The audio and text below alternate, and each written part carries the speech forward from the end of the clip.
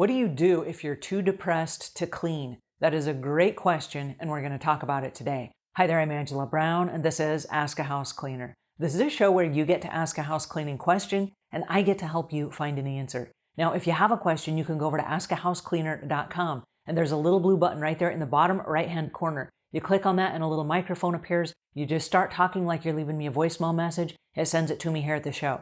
All right, so askahousecleaner.com.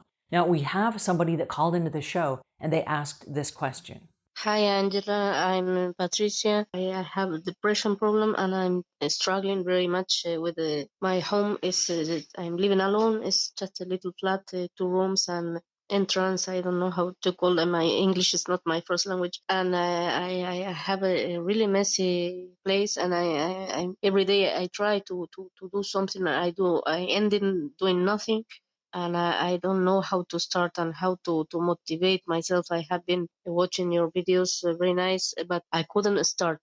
And I am scared, I don't know. I'm not comfortable with myself. I hope you can give me any advice. God bless you. All righty, Patricia, thank you so much for calling in. I'm so glad, and I would like to say that your English is spectacular. So great job on that. All right, a couple of things that you mentioned. You said you live in a small flat and that you're too depressed to clean. And I honor that because depression is a very real thing and it catches a lot of people off guard. And there are very frustrating moments where you want to do more and yet you don't.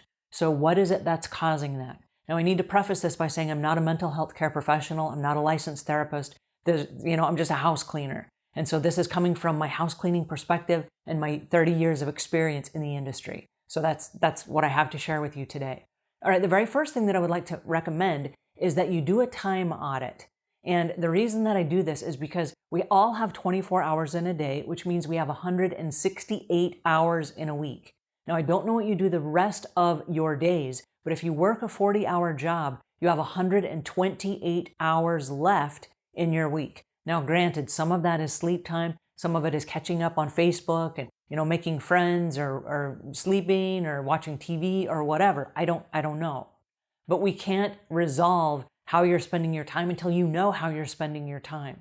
Now, you made a comment that you're scared of the situation or yourself or whatever. And what I would like to recommend first and foremost is that you take a step back from that.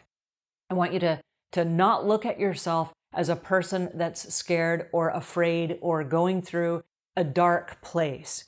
Because even though that's true, I want you to remove yourself from the situation and just step back one step. Now, here's what I found about people that suffer from depression. And this is my personal experience. This is not documentation. This is not gospel. It's just my observation. They're rescuers. And so if you put them in front of little animals or they see a sick dog or something, they will rescue that animal. And they will help them till the end of the earth. They also rescue people. And so if they have other people in their lives or friends that need help, they're the first to volunteer. They're the first to reach out. They're the first to help. And so you will find that there are inside people who suffer from depression, you will find that they are some of the kindest, most compassionate people on the planet. And I love that because it just shows that you have a heart of gold and you want to give. All right, now here's the catch. A lot of times we want to give to other people because coming back to us, hopefully, is going to be something that makes us feel good again so that we can continue with our daily routine. But the reality is this. It's the giving that makes you feel good, not people receiving the goodness and saying, oh, I'm so glad, Patricia, that you helped me here and all these things. Yes, that feels good as well, but the real gift is in the giving itself, okay? So people that suffer from depression are wonderful, wonderful rescuers. Now, the reason I want you to step back is this. I want you to step back because this time I need you to rescue you.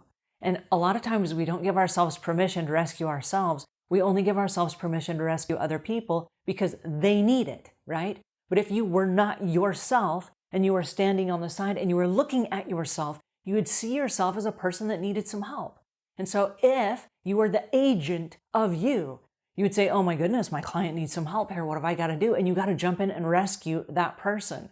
And so it's really an interesting concept. But what are you doing with 168 hours of your week? So this goes back to the time audit. I want you to take a notepad and paper or your smartphone. There are different time apps, and I want you to start tracking where you're spending your time. How much time are you spending on social media? How much time are you spending sleeping? How much time are you spending eating? How much time are you spending watching TV? How much time are you spending working? How much time are you spending rescuing other people and small animals, right?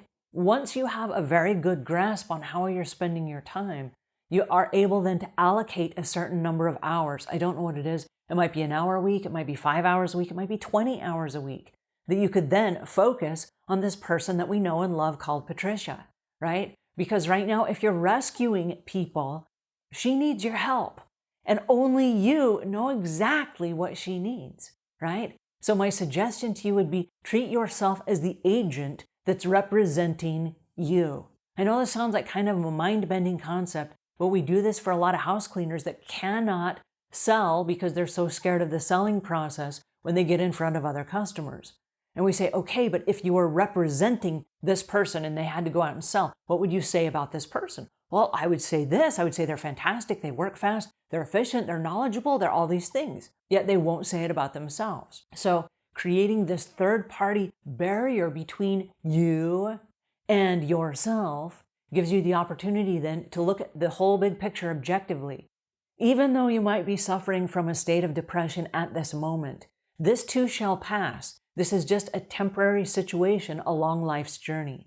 But if you get in the habit of thinking of yourself as, oh, hey, here's the superstar person that's talented, that has all these different skills, that's available to do this, that has these hobbies, that's good at this, then all of a sudden that's going to help channel where you spend your extra time. Because what's really lacking in most situations is this frustration of helping everyone else and not getting back what you need. But you can't help other people until you help yourself first. And so because we have a limited amount of resources and we have a limited amount of time, the first thing I want you to do is be aware of your time. Where are you spending it? And then second of all, what does Patricia need?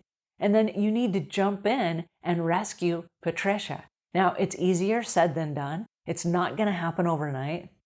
This is a series and a process. But I want you to start thinking in terms of, I've got this. I see this person that needs some help. I'm going to help this person. What does this person need? And then be very clinical about it. Don't get the emotions all involved and don't get wrapped up in it thinking, well, I could never do that, or I'm not good enough to do that. Yes, you are. If you're on the planet, you're good enough and you have the power to do it. All of us already have the knowledge, the resources, and the things we need to get from point A to point B. It's a God-given gift, but sometimes we don't tap into it because we feel like we are undeserving. And the truth is you are deserving. You deserve an amazing life, and that's why you're here on earth, is to fulfill an amazing life with purpose and intent. And I encourage you to just stop what you're doing. Stop thinking about, well, I'm scared of myself and all these things. The truth is we're all scared of ourselves. We're all our own worst critics. We're all intimidated by ourselves. It's awful. I don't know why we do that. But the reality is you are good enough and you do deserve an amazing life. And I want you to start today and figure out where your time is going. And then figure out how can you reallocate those resources and some hours of the day. How can you channel this together so that you can push Patricia forward to whatever the purpose is that you're headed towards. Because I know your life is full of purpose and I know it's intended to be beautiful. And so that I recommend for you.